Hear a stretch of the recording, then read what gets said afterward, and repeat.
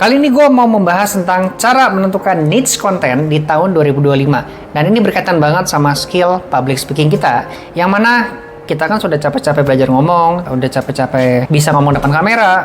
Mungkin lu merasa ngomong sudah bagus, tapi kalau kita nggak mengerti strategi tentang niche market, semua itu bakal menjadi sia-sia dan pada akhirnya kita kehabisan tenaga karena kita nggak punya sumber daya berupa duit yang memboosting kita punya semangat untuk terus bikin konten di tahun 2025. Mari kita mulai. Hai semuanya, gue dengan Samuel Moses dari belajarpublicspeaking.id. Jadi kalau teman-teman suka dengan konten everything about communication skill, public speaking, presentasi, monggo langsung aja di subscribe channel gue ya. Kita mulai pembahasannya. Gue akan membahas dari apa itu niche, kenapa niche itu penting, strategi menentukan niche, kemudian strategi cepat dan lambat, ya. Kemudian bagaimana kalau kita itu baru mulai dan belum jago. Dan pada akhirnya kita akan masuk kesimpulan. Ngomongin apa itu niche, sebenarnya niche itu sangat simple ya. Niche itu seperti kalau ibarat ya, lu mau berteman sama siapa, lu mau ngomonginnya apa, dan intinya dari itu semua adalah lu mau ngomongin apa, ke siapa. Ya, apa ke siapa. Kemudian ngomongin apa itu adalah topik utama yang gede banget yang mau lu bahas. Kemudian ke siapanya adalah target audiens yang mungkin lu pengen sasar. Contohnya kalau di belajar public speaking.id, basically gue banyak ngobrolnya sama teman-teman profesional, teman-teman yang sedang meniti karir, dan ada juga sebagian kecil orang yang bidangnya entrepreneur yang kesulitan untuk berbicara ataupun presentasi ketika harus berhadapan sama klien, sama karyawan ataupun sama rekan kerjanya. Itulah tipikal market gue. Meskipun gue sometimes itu mencong ya, ngomonginnya bisnis, trik marketing, trik selling, tapi fokus utama gue adalah communication skill ya. Jadi gue akan membahas tentang teknik-teknik berkomunikasi, tapi implementnya di dunia bisnis, di dunia usaha, di dunia leadership, di dunia team building. Itulah yang menjadi segmen utama gue ya, itu disebut dengan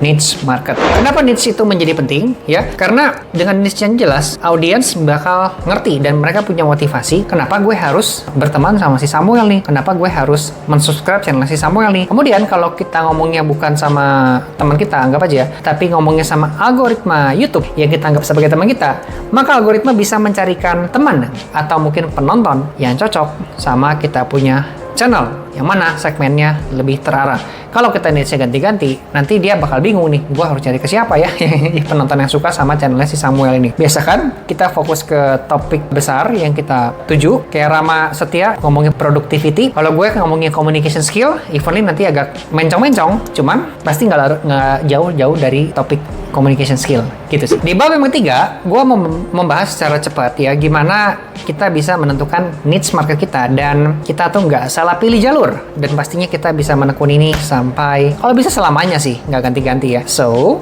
gue akan membagi ke dalam 3 hal. Pertama, topik utama yang Anda suka dan Anda jago. Kalau misalnya lu nggak suka, kecenderungannya lu bakal bosen ya. Cuman jago tapi nggak suka, kecenderungannya bakal bosen. Tapi kalau hanya suka cuman nggak jago, bakal kalah saing ya. Kemudian yang paling bagus adalah kita menggabungkan itu semua, dimana passionnya ada, which is yang suka, dan lu jago. Itu membuat kita bakal berkembang. Lalu lu bisa menentukan, nih yang part kedua ya, menentukan siapa target audiensnya. Ya, misalnya tadi kan gue profesionalnya mungkin lebih spesifik ke arah yang baru mulai kerja, umur 23, 26, makanya pakai lu gue nih. Awalnya pakai saya Anda ya, tapi kan itu kayaknya rasanya lebih ke ngomong ke orang-orang umur 40 tahun. Saya Anda itu. Gue nggak cocok. Jadi gue memilih yang 25 sampai 35 lah umurnya. Makanya masih pakai lu gue. Kecenderungannya juga orang kota, dimana orang kota itu pakai lu gue dibandingkan aku kamu ya. Kalau aku kamu cenderungnya ngomongnya sama cewek ya. Terus kita juga bisa part ketiga membahas tentang namanya micro niche. Kalau misalnya kita terlalu gede, terlalu membingungkan kita mau bahas apa, kita bisa menentukan micro niche, which is artinya problem spesifik yang pengen kita bantu selesaiin. Contoh, communication skill untuk mahasiswa yang nggak punya modal ya, dan pengen bangun hubungan. Gimana caranya? Nah, misalnya gitu ya.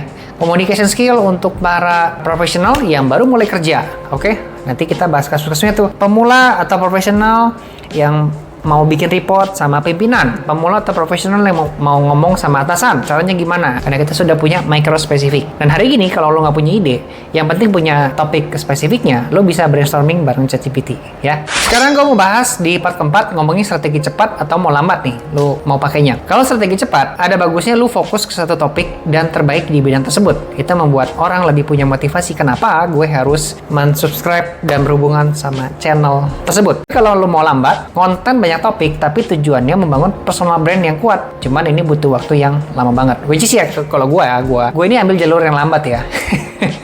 Gue nggak bisa kalau terlalu fokus sama satu spesifik, something like membosankan buat gue tuh membahas terlalu spesifik. Jadi kalau gue pilihnya yang lambat. Tapi kan tiap orang beda-beda ya. Terserah lu mau yang mana. Kalau mau yang cepet, fokus ke satu topik tertentu, spesifik banget, nggak kabur kemana-mana. Terus udah gitu, ketika sudah mulai berkembang, lu mulai ngelebar, monggo silakan. Tapi kalau mau lambat, tapi selama nggak lari dari topik besarnya, itu juga boleh. Oke, terus muncul pertanyaan nih, gimana kalau gue ini belum jago dan baru mulai banget? Memang sih, gue suka sama topiknya, cuman gue merasa gue belum jago sih, tapi gue suka. Oke, so, ada tipikal konten yang namanya journey, ya, dimana orang dari yang bukan siapa-siapa, dia berproses sampai akhirnya dia menjadi jago di versi banyak orang. Dan tentunya kalau jago ini sangat-sangat relatif ya. Kalau kita ngomong sama pemula, mungkin kita dibilang jago. Tapi dikala ngomongnya sama yang lebih jago, maka kita akan dibilang biasa aja. Maka ngomongin soal jago itu sangat-sangat ambigu sih, sangat relatif. Cuman ada satu hal yang namanya journey, orang suka banget. Gua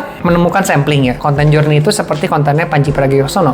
Lo coba ya, ketik di YouTube namanya .id weekly vlog. Ya, .id weekly vlog. Dia menceritakan setiap minggu kegiatannya ngapain, dapat peruntungannya gimana, berprogresnya gimana, kemudian ketemu dengan siapa, dan akhirnya dapat peluang seperti apa. Nah, itu adalah konten yang disukai juga sama banyak orang. Dia kan berproses nih, dari yang bukan siapa-siapa di New York sebagai seorang stand-up comedian, sampai akhirnya sekarang dia menjadi seperti apa, dan nggak tahu ke depannya dia bakal gimana. Ini seperti cerita story ya, dan orang suka banget dengan hal seperti ini. Oke? Itu boleh dicoba. Terus yang kedua, pendekatannya adalah lu sharing, lu punya pengalaman, pemikiran terhadap sebuah topik atau permasalahan yang pengen dipecahin. Jadi hindari ya teman-teman ya. Ini 5 cara untuk lu bisa menjadi sukses, menjadi seorang public speaker. Ya, kan ya cara lu. Nah, jadi gua ngomong ke lu. Yang mana itu belum tentu juga bisa pas. Dan kadang-kadang orang tuh malas, nggak suka dibilangin. Tapi kalau kita ngomongin adalah cara gue, cenderungnya orang kepengen tahu dan lebih ngedengerin kan. Dan itu nggak menyerang ego pribadinya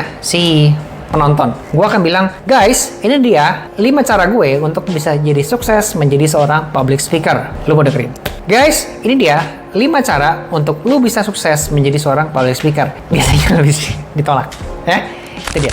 Jadi gue simpulkan di pembahasan kita kali ini adalah tentukan apa yang lu rasa jago dan suka. Kemudian yang kedua, fokus pada audiens spesifik dengan kebutuhan yang jelas kalau mau cepat. Tapi kalau mau bangun personal branding, monggo silakan pakai jalur yang topiknya gede tapi lu bisa bahas kemana-mana. Oke? Nah, lalu yang berikutnya adalah jika lu pemula, gunakan pendekatan build the journey, kemudian lu bisa sharing dengan ini dia cara gue.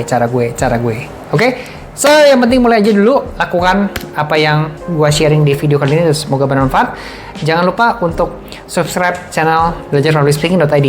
Kalau teman-teman sedang butuh kursus untuk meningkatkan kemampuan communication skill, monggo, gue punya berbagai macam kursus ya, e-course, e-book, dan linknya gue taruh di deskripsi di bawah sini ya. Monggo lihat dulu aja, siapa tahu ada yang butuh, dan kalau mungkin belum beli sekarang, itu bisa masukin ke dalam keranjang wishlist ya, maybe sometimes, atau in another time lu bakal butuh ya. So, bye-bye semua.